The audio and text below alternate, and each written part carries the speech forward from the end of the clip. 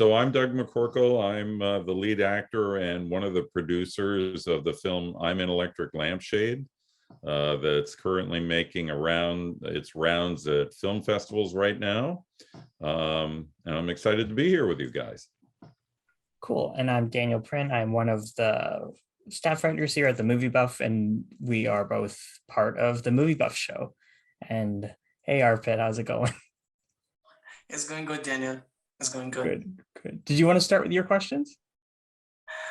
Sure, I can definitely start with my question for sure.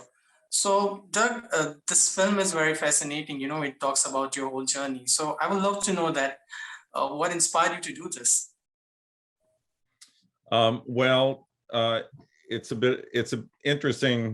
It's kind of an interesting story. So in the film, they describe me in real life form. I was a corporate accountant, public accountant for over 40 years. And I retired from it back in 2017. But before I retired from it, I had a supervisor I'd worked for about 15 years, and he was having a retirement party, and I knew they had asked me to speak at it. And as you can imagine, most of these retirement parties can be a little boring. So I wanted to do something that was completely out of the ordinary, that would surprise people and also surprise my former supervisor. And so I came up with the crazy idea to do a music video. And I had never sung before. I had never danced before. I had never done any, I was kind of taking a leap of faith here. And I had 4 colleagues who agreed to do it with me. And so I took singing lessons, and that was when we started working with John Clayton Doyle. He was our choreographer for the music video.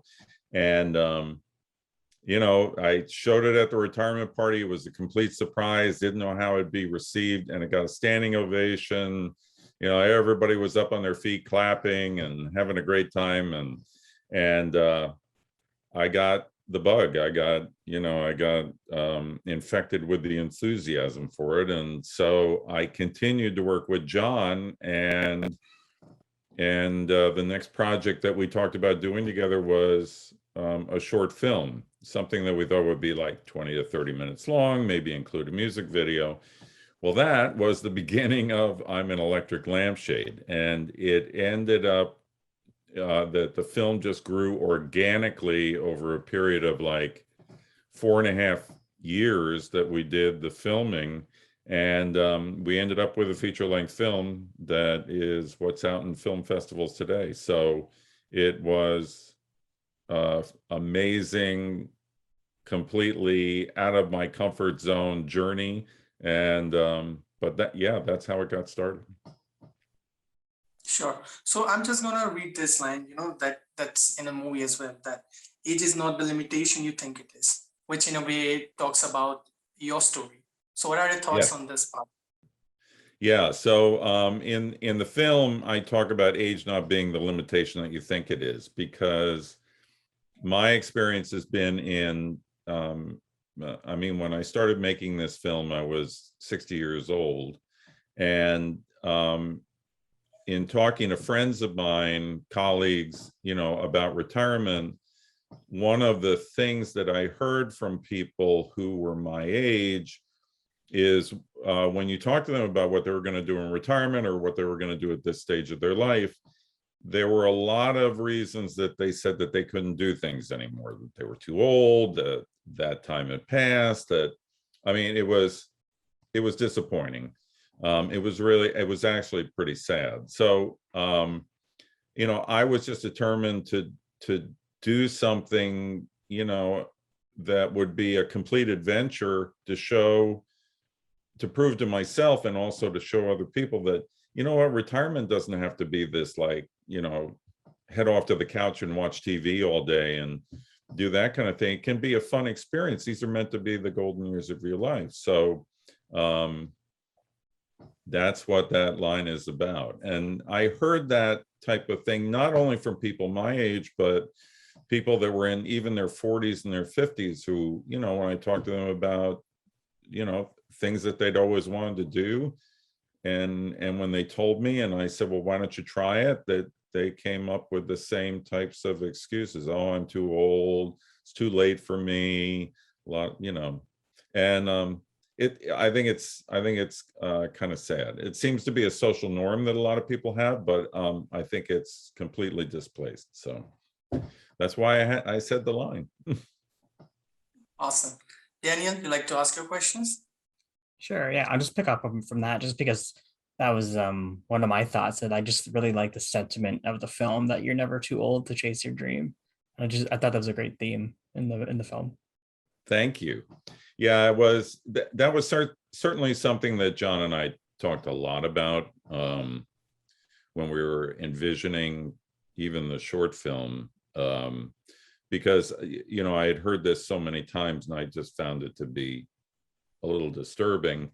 And so we talked about that, and that was definitely baked into how the film story came out. So and John did a great job creatively telling that story in the film. Okay. And can you talk about having one thing I liked about the film is that your wife seems to be very much supportive of your dream. So can you talk about having her for the film and when that meant to you? Sure. So the first thing I'll tell you is that after acting in this film and having, the cameras in her face and so on, she has flat out told me that she'll never act again. So so she'll never be in another film. She said, don't even think about asking her, which I find comical because I thought she was really great in the film. She was the one originally who gave me the idea to pursue this. She had brought home several years ago an old concert movie of Michael Jackson's called Live at Bucharest. I had never seen it before, and I just got hooked on it, and I kept watching it over and over. And she was the one that turned to me finally, probably after I'd seen it for 300 times, and said, instead of watching this all the time, why don't you just go do it? And I said, huh? And she's like, yeah, just go do this. I mean, instead of just sitting here watching it and thinking about it, how much fun it would be, just go try it. And, I kind of, the thought really never did leave my head. I sort of dismissed it, at first, but that her saying that was kind of the impetus for doing this thing. I won't say that she was 100% supportive all the time, because when you do a film like this and it spans over such a long period of time, you're traveling, you're practicing, you're getting coached down in New York City, because we don't live in the city, by dance coaches and vocal coaches and performance coaches, because I really got a crash course in performing. And so I was away a lot, and that took a toll. But throughout, even though she had days when she was like, when the heck is this thing going to be over? She was really supportive throughout. There was a time during the film when I was having my own challenges, and I talked to her about stopping it, and she was the one that said, are you out of your mind? Just keep going. It's going to end up just fine. So she was a supporter throughout, and I tried to support her throughout the whole journey as well. In the film, we talk about the fact that she has suffered from mental illness, depression and anxiety since she was born. And she goes through tough periods of time when the depression and anxiety really kick in hard. And we had some of that while we were filming. And you feel for her, and you really want to be there for her and try to support her and help her get through it. And so that tugged at my heartstrings as well while we were doing this whole project. And those emotions which I express in the film, and the things that she says about mental illness in the film, they're all real. So yeah, that's just part of the ups and downs that we go through in our relationship together. But you know, through it all, we tough it out, and that's what we do. Okay, great. Now, can we, since this video, can we get a shot of the poster behind you? Sure, I'll get right out of the way for you. Okay, everyone wants How's to be that? somebody. See, I feel like you need to pose in front of the shadow. You know what I mean? Yeah. You mean No. like this? That's awesome. Cool. Now, can we also establish that like this is a documentary, and but you keep saying that you act in the film, so but you're playing like a version of yourself, right? Yeah. So this is a tough film, a little bit of a tough film to categorize, and it's been a little challenging for some of the film festivals too. This film is what we call a documentary hybrid, or a documentary narrative, because part of the film is true documentary footage. The footage of me retiring, the footage of me and at my retirement party, and other aspects of the film, the mental illness part that Gina goes through, the fact that Doug did, you know, have to get coached and learn how to perform, the dancing montage that you see in the middle of the film, that's all real. There's a lot of the film that is true documentary style. Okay. On the flip side, there are parts of the film that are kind of narrative story based on John's creative talents in directing the film and coming up with these amazing concepts for the film. So I wish I could send everybody to St. Andre's finishing school in the Philippines, but if you looked up that school, you wouldn't find it. Cesar Valentino, who played St. Andre, was one of my dance coaches, and his style of being a coach and a performer is well portrayed in the movie, because that's really what he's like. But he's absolutely amazing. So there are parts of the film that are fictional narrative.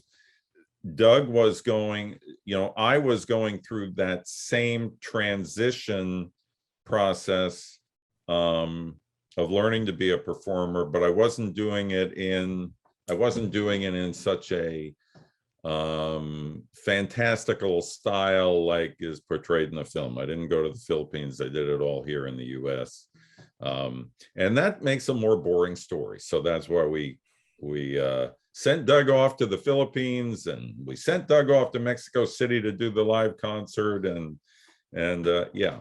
So okay, interesting. Yeah, I'll just say, before I let Arpit back in, I'll just say that like I got the sense at times where it was like, okay, is Doug like a real person? Because at times I got like maybe like a Borat kind of vibe almost, just in the way that like it's either a great performance by you as an actor or just a great performance in general, because you're very much a showman.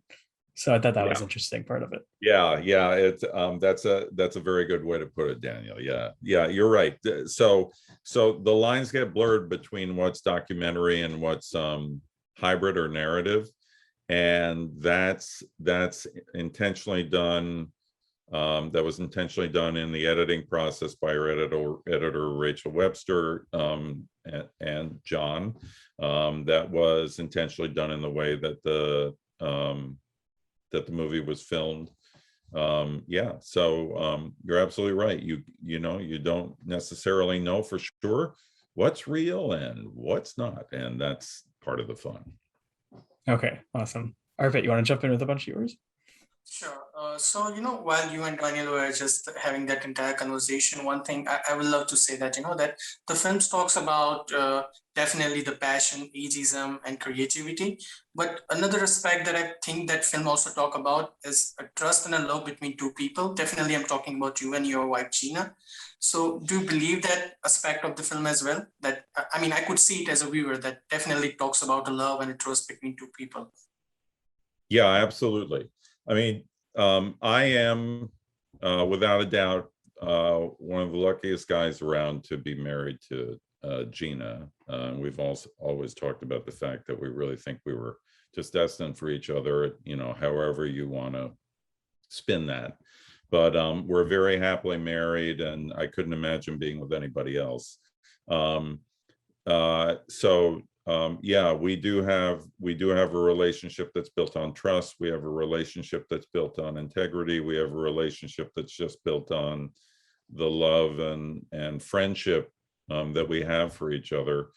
Because not only are we married, but we're fortunate that we're best friends too. So we really like to spend time together, and we like to do things together. And when we're apart, we miss each other. And when you're filming a big project like this, or you're off getting coached, you spend a lot of time apart, and so it tugs at your heartstrings. But yeah, I consider our relationship very special, and I know I'm biased, but yeah, we're definitely built on trust and integrity and love and friendship. So in one scene, Gina is talking about that, a reality that people think just because you guys don't have a kids, you can just do whatever you feel like. And also, when you just went to perform for the first time, not all the reactions were good. Some people were enjoying it. Some people were shocked. They were making faces. So how, as a person, you deal with all this, let's say, negative feedback or negativity around you? yeah, so that's a really good observation, Arpit. So yeah, there were people I think at my retirement event who, understandably so, were a bit surprised and taken back by where I was going. And I encountered that with other friends, and even some family members who were not particularly enthusiastic about this. And but I think for myself, having Gina's support was great. Working with the creative team on the film, between John and Jacob Krupnik, our second producer, and all the other creative people that we had that were working with us, they were cheerleaders for the film. They showered me with enthusiasm and just said, "Come on, Doug, you got to keep going on this. Don't give up on it now." And so you kind of you realize that the journey you're on and the adventure you're on, even though it's a little far-fetched, is the adventure of a lifetime. And so I took the tack. I said, I'm going to listen to the positive people. I'm going to listen to the people that think I can do it. The self-doubts that I have, the negative voices that I hear even inside my head, and the negative voices I hear from others, you know what? They don't matter. It's not going to stop me from doing this, because if I quit now, I'm going to regret it, and I don't want to have regrets. So yeah, so you have to just listen to positive people, even though maybe you're not even hearing it yourself. Sure. I like to ask this question to you, Doug, that how does it feel for this transition from being a company man to a showman now? I have to tell you, Arpit, it's a lot of fun. So for a guy who did accounting for so many years, as you can imagine, when you're an accountant, you're pretty much behind the scenes. You don't get a lot of headlines, and you're the guy that's behind getting the numbers right and doing a good job, but nobody's calling you out for to the front of the stage, that's for sure. And I think there was always a secret part of me that wanted to get some recognition and just to feel a little better about myself personally, that that I could stand in front of a crowd and I could do something like perform and sing and dance and just to feel a little bit of love that people get when they do this type of thing. And so it's been a great transition. The other thing that's really helped me is you realize that in the corporate accounting world, most of the people that you work with are pretty similar. They're pretty buttoned up, and And when you start working with all these creative people, they just infuse you with this vitality and this optimism, and they're so creative, and it's just being around that is infective, and it makes you feel younger. It certainly made me feel younger. And once you're around that, you want to keep the energy going, and it's really a great thing. Yeah. So I'll ask the last question, then I'll let Daniel ask his question, because I'll be curious to know this thing, that you're still a number guy, or now you have become like a beat and move guy? Yeah. Well, I can still do the numbers. I've done it for so long. I don't do accounting anymore, and I'm very glad to be retired from it. It was a great career, and I like to think I did a pretty good job at it. But I am not going back to it, Arpit. Never again. No. Now that I've done this amazing project and met all these wonderful people, we'll see what comes next, whether it's continuing on in this vein, or heading off on a new adventure. Kind of the sky's the limit. We'll figure it out. Gina and I'll work on it, figure it out together, and go for it. So I'll quote it this way, that you are number guy at the heart, but you are move and dance guy from the outside. Yes, exactly. But if they make me do numbers, I can still do them.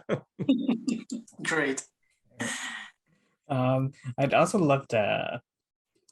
One moment I liked in the film was just because, like, when you had your transformation, I was like, oh, kind of looks like Pitbull. So I really liked that one moment where someone was like, are you going to be the next Pitbull? Yeah, that line gets a lot of laughs when the film shows, so it's pretty funny.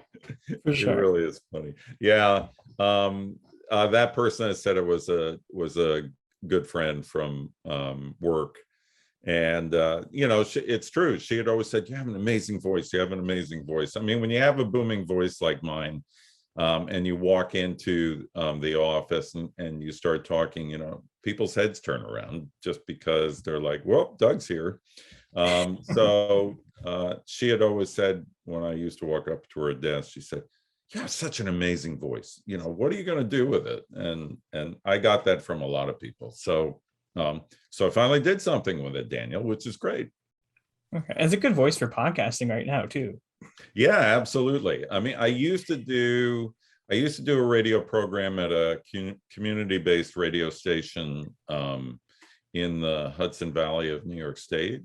And I did that for about 7 years. But then, now this dates me. This was back when CDs were the medium that they were playing over the radio. And Gina finally turned to me at one point and said, we've got like 3,000 CDs laying around our living room. What are you going to do about this? And so I said, you know what? I think I'm going to go off the air. Okay. So, but it was a great run, and I had a great time, and I got a lot of compliments on it. And, one of the ththings that I heard all the time was, you have a great radio voice, Doug. I didn't take that as a diss on my face, mind you, but because people say, oh, you have the face for radio. So it's all good. Oh no. But that's interesting to me that you had that creative side to you even earlier, and now you've just really found it again. So that's awesome. Yeah, well, I kind of took it way outside of what I was doing before. It's one thing to do radio and be behind a microphone and nobody can see you, but this was like bearing your soul, so yeah, it was a great experience. Yeah, I respect it, because it's nothing I could ever do, get up on a stage and sing I'm an Electric Lampshade. So it's awesome. Daniel, you never know till you try, so never say never. Now, speaking of I'm an Electric Lampshade. I'm an Electric Lampshade. Was that always the title for the film? Because that's kind of your origins story almost. No, actually, so that's an interesting story. So we didn't choose the title of the film until we started doing some serious editing. And I think John had always had in the back of his mind that I'm an Electric Lampshade would be the title. And I think he had settled on that pretty early on. But the rest of us on the creative team weren't 100% convinced. And we went back and forth on various things. We were thinking about simplifying the title. You know, we talked about some other ideas, canvassed some people to get their feedback.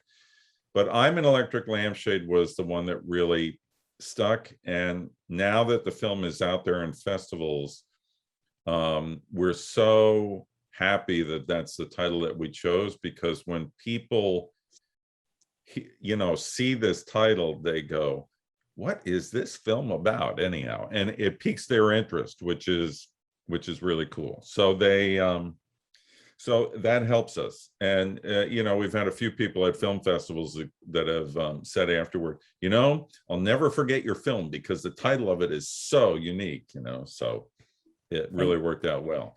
The title came from the very first original lyric that I ever wrote in a song.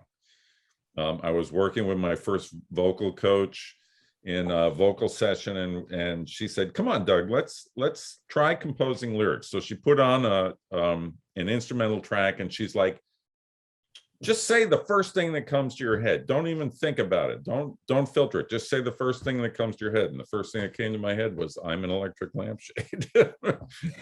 And that ended up being the title of the film. So that's amazing. That's like batting 1,000 for successful lyrics. Yeah, I would agree. Pretty interesting. And when my vocal coach heard me say it, she just started cracking up. She said, keep going, just keep going. But it was pretty Did you come funny. up with the whole Did you come up with the whole song on the spot, or just the first lyric? I came up with lyrics for the track, a number of which we used, and then John also, who also is great at writing lyrics, he added a few of his own. So between the two of us, they became the lyrics to that actual song title is called Hooked on Me, but I'm an Electric Lampshade is the first lyric in the song. So okay, yeah, so Hooked on Me is the official title of the song because that's the refrain in the song, but I'm an Electric Lampshade is the first lyric. Okay, it really gets stuck in your head though. It does.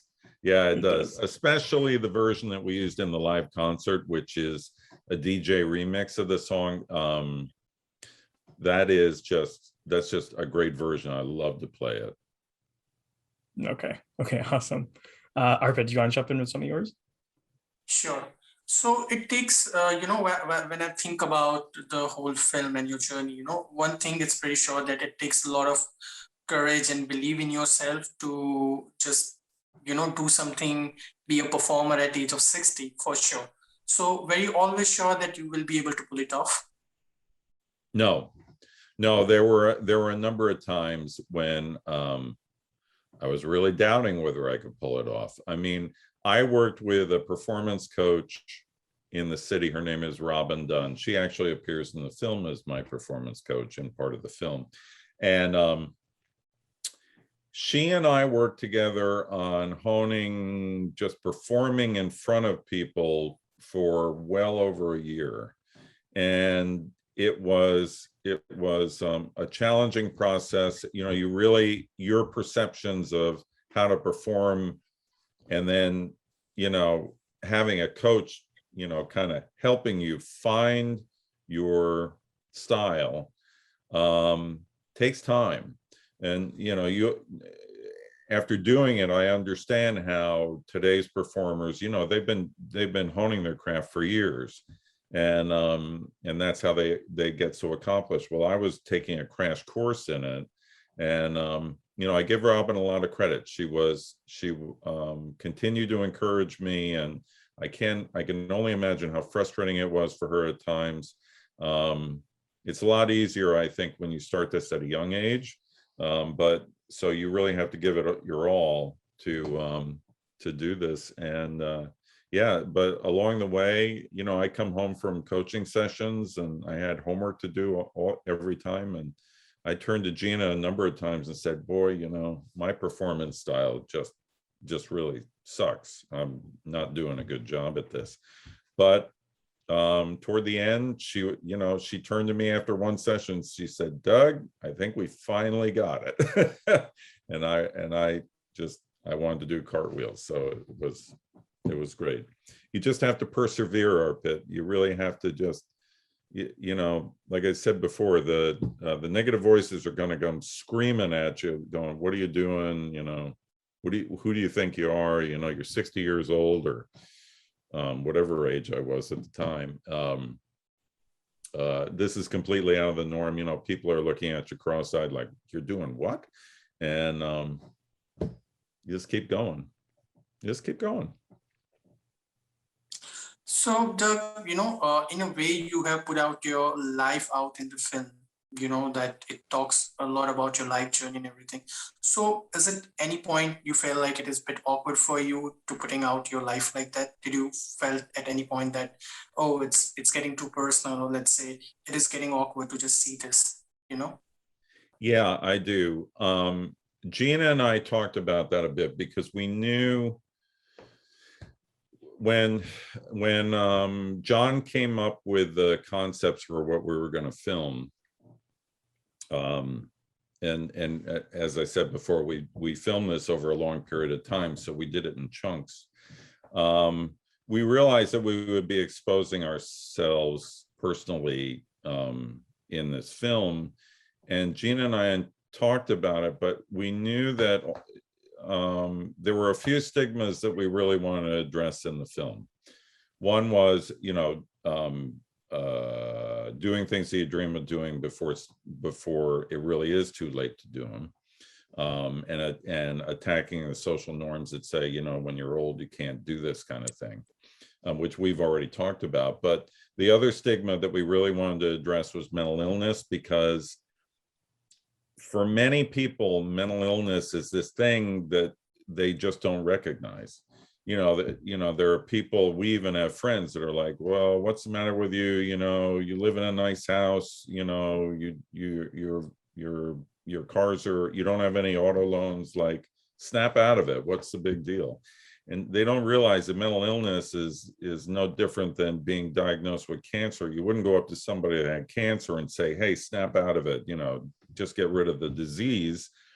And mental illness is the same way. And Gina and I felt strongly about adding another voice to a lot of voices that are coming out there. It's saying, you know, mental illness is really an important disease, and people need to acknowledge it and recognize it. So we wanted to do that. But I think the other thing that we wanted to kind of portray in the film that we felt completely comfortable with is the love that we have for each other, the trust that we have in each other, the friendship that we have for each other. And we really had no qualms about doing that at all, because we're proud of what we have. Sure. So, Doug, you know, I was just addressing this to one of my friends that he was just asking me what you have seen recently, you know, and I quoting this thing that, you know, like I seen something very inspiration in the way that, you know, while at age of 60, people mostly trying to figure out that which insurance they should buy. I have come across to this one gentleman, you know, at age of 60 is trying to figure out how to perform on the stage. So I think I found it awesome. Yeah, thank you. Thank you. Yeah, it was great to find it, you know, and I truly do believe that if you're willing to put in the work, there's no stopping you at any age. So I'll ask the last question, then I'll let Daniel ask his question. So you're in your 60s, you know, so I would love to know this thing, that what at this age, your source of enthusiasm and all this energy, because I can definitely feel you're great with all enthusiasm and the energy. I can definitely feel it from the far. Yeah, thank you. Well, that's good. That's good to hear. I think, again, that my enthusiasm is that you know, I've been around a lot of people that are enthusiastic in their own way. They're creative. They're energetic. You know, all my dance coaches were younger than I was, and some of them are just amazing performers in their own right. And so I go to see them perform with Gina whenever we can. We just really support all the work that they're doing in the various mediums that they perform in. My vocal coaches were amazingly optimistic and positive, and I love them both. They're fantastic. Jillian was one, and Marlon Saunders was the second one, and I just love them. And Robin herself, very enthusiastic. You just get around those people, Arpit, and you can't help but feel better about yourself, better about life, better about so many things. We've gone through a very difficult time with the COVID pandemic, as you all are aware. And thank goodness I had the experience of working with all these people, because you can look at things really negatively, or you can look at things and say, it's going to get better, it's going to be okay. And that's the tack that I really try to take as much as I can. Awesome. Daniel, you'd like to ask your question? Sure. I just wanted to say, I suffer from depression and anxiety as well. So I just wanted to say I appreciated that side of the film. Oh, well, thank you. So, Well, I think we all suffer from it in some way, shape, or form at various times in our lives. I think it's a blessing for people that don't. But yeah, for Gina and me, we live with it all the time, and it's a part of our lives, and it's a part of what we go through up and down. So it's yeah. It's out there for you too, Daniel. It's important that we acknowledge it, and we recognize it, and we are just receptive to people that suffer from it. It's real. It's a real disease. It's not something to be dismissed. For sure. Now, I'd also love to ask just about the visuals in the film. Do you have a hand in kind of with the visuals of the film, or was that mostly John? Did you have any creative input in that aspect? That was mostly John and our director of photography, Soren Nielsen, who was amazing, and some of our other camera operators, and Jacob Krupnik, our second producer, had a hand in that as well. But a lot of that was driven by John's just creative eye, and Soren's too.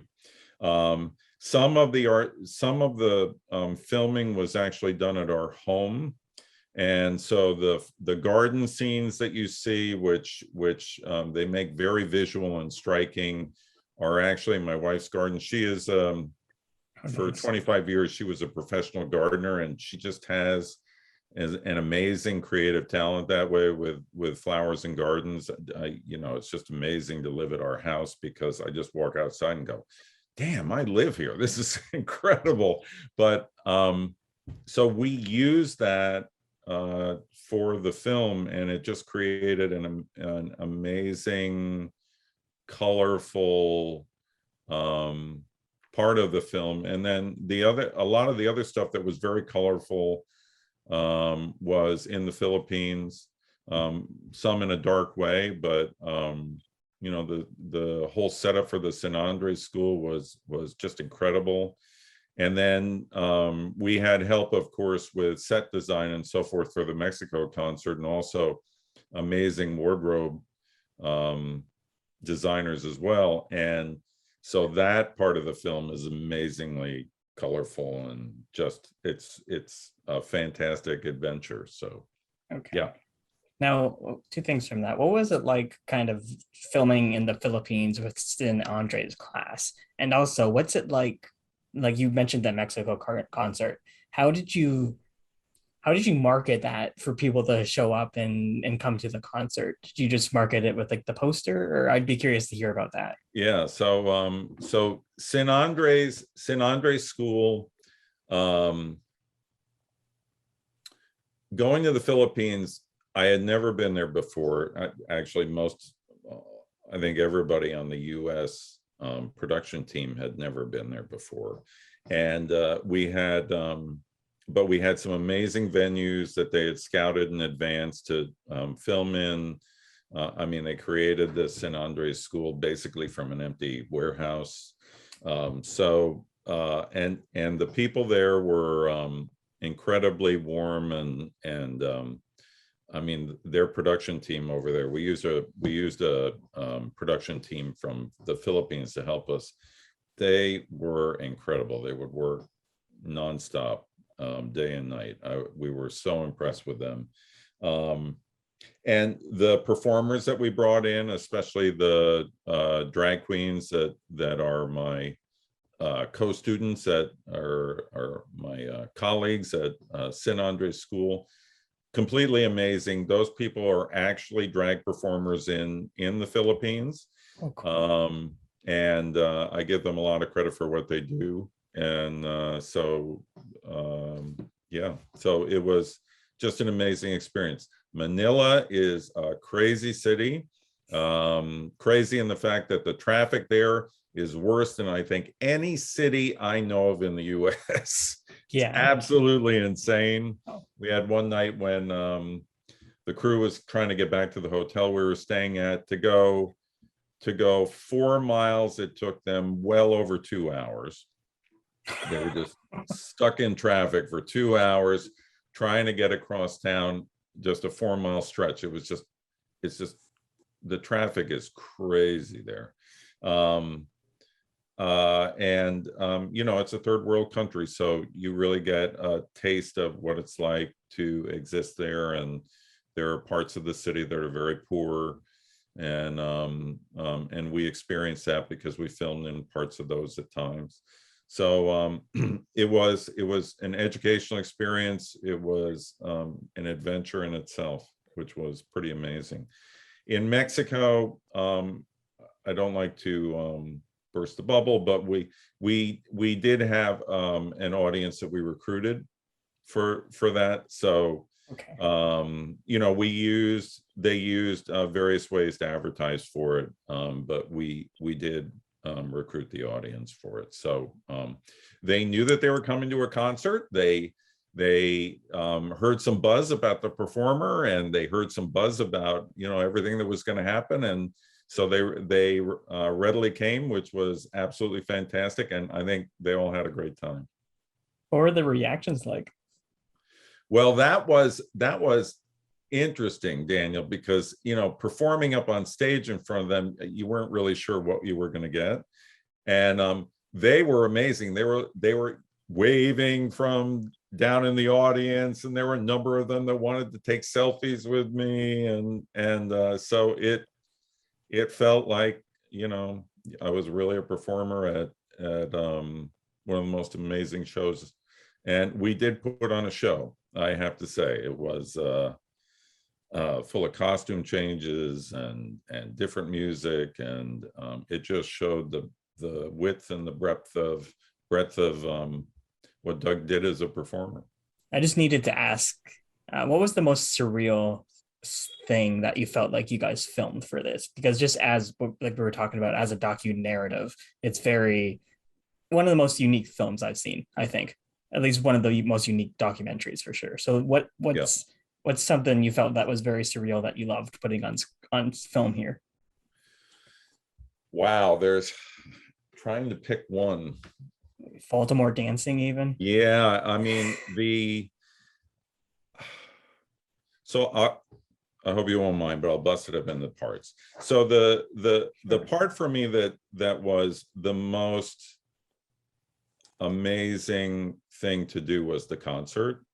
So the concert was just a phenomenal experience for me. I mean, it was, you know, it was kind of the culmination of all the work that we had done and everything we had filmed previously, because the concert was the last major piece of the entire film that we did.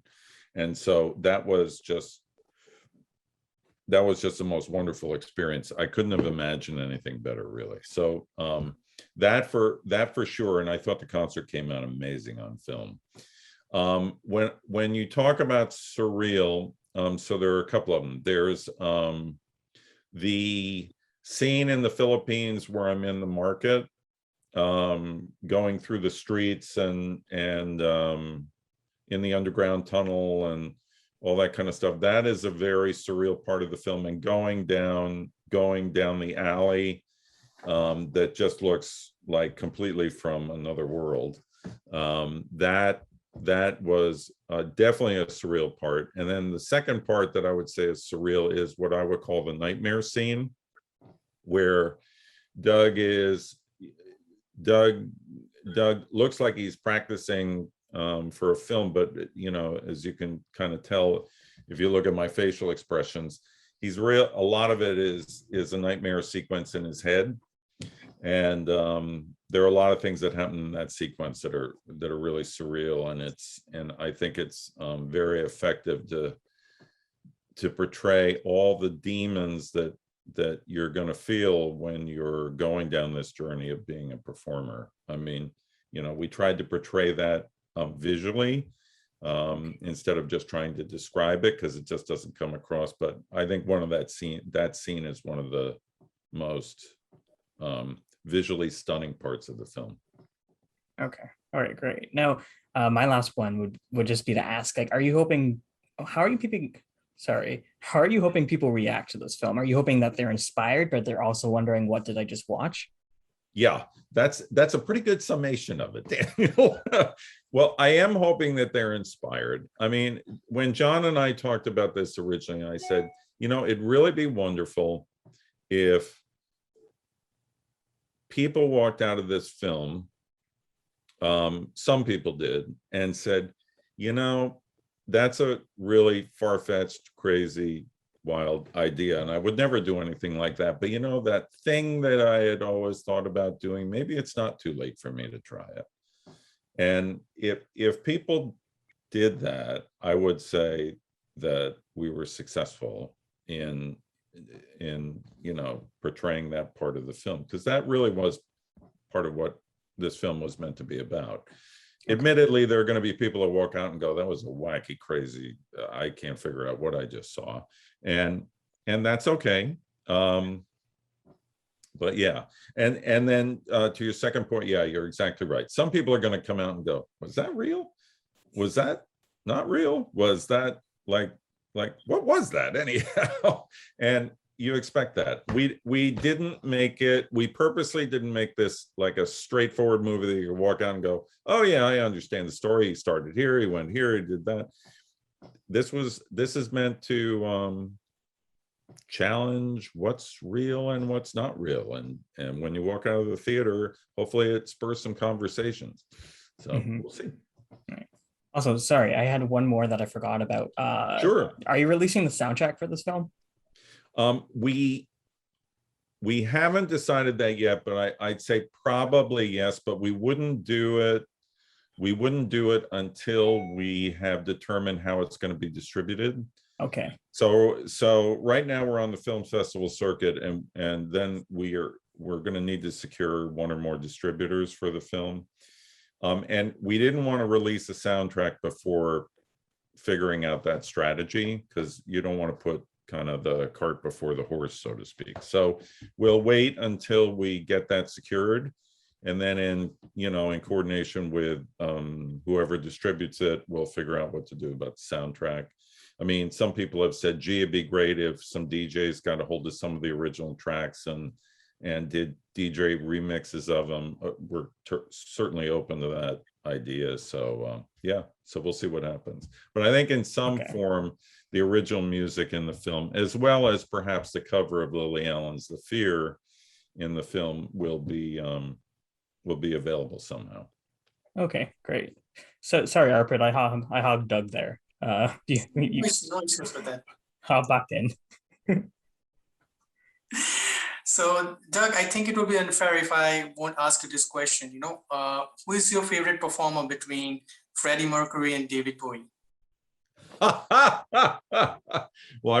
I really like them both, and I thought they were both so talented, and I'm sorry that neither one of them is with us anymore. Probably between the two, I would say David, only because I have, David's music has been around in various forms for so many years. And I was always just just completely enamored with how talented he was, and the costumes that he wore, and how he reinvented himself so many times. So I would have to say David, but Freddie was an amazing talent in his own right, and I was very glad to see that Bohemian Rhapsody did so well in the theaters. I thought that was an amazing movie. Yeah, I think we all will agree on that part for sure. Yeah. So Doug, I think I'll ask the wrap-up question that, if you could, give a message to people, let's say, who thinks that, that with the age, there is a limitation, what message you will give to them? I would say that that's a social norm, that the philosophy that age is a limitation on what you can do is the social norm that you should push aside, and just try and go for it. Because for me, at least, the last thing I want to do is be near the end of my life and be looking back and saying, gee, I regret that I didn't try this. I regret that I didn't try that. It's never too late to try. Even if you fail, you'll at least be able to look back and hold your head high and say, listen, at least I tried this. And I'm very proud of myself for doing that. And I think that's the way to live your life. Great. Thanks a lot, Doug, for doing this. Yeah. Oh, absolutely. It was great to talk to you guys. Thank you so much for having me. Yeah. And do you have a website or social media for the Yeah. film? So the website for the film is An all one word .com.